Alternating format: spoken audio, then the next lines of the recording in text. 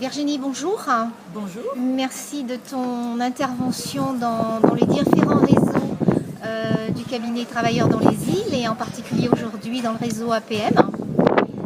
Tu es venu nous parler de l'ombre et moi ce que j'aimerais c'est que tu nous expliques quel est l'intérêt pour un dirigeant d'entreprise de s'intéresser à ces questions.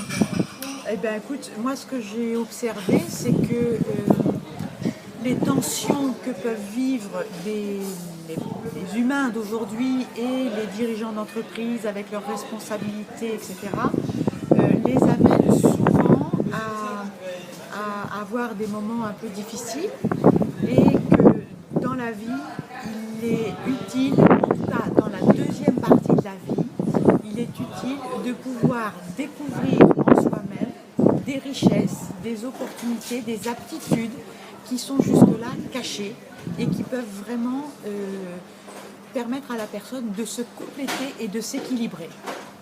D'accord. Et tu parlais en fait de deuxième partie de la vie. Pourquoi deuxième partie et que se passe-t-il la première partie Oui, en fait, ce que je veux dire, c'est que dans la première partie de la vie, mettons jusqu'à 30 ans, la priorité pour un individu, puisque nous sommes des êtres de relation, nous les humains, c'est de se faire accepter, de se faire intégrer dans un groupe et d'être admis, d'être reconnu.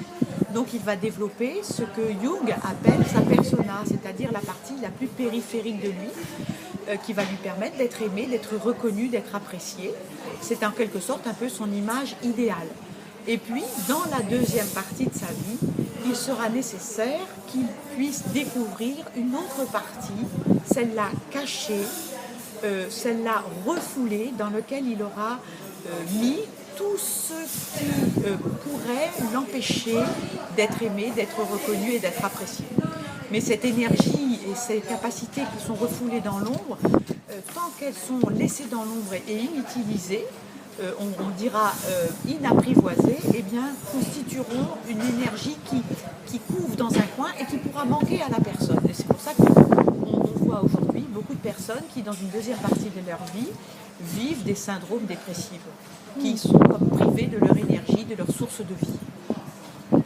D'accord. J'ai observé en fait en t'écoutant pendant 7 heures de séminaire un grand intérêt des dirigeants d'entreprise qui étaient présents sur ces thèmes-là et ça me fait dire en fait qu'il y a de plus en plus un intérêt pour l'entreprise à s'intéresser à ces questions de développement personnel.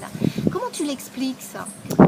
Écoute, je crois que les chefs d'entreprise et les personnes qui vivent en entreprise ont développé des niveaux de compétences et de savoir-faire importants et que maintenant il est de plus en plus admis que la différence va se situer dans les savoir-être et que nos contemporains ont de plus en plus le goût de s'améliorer dans leur être, dans leur posture, dans leur...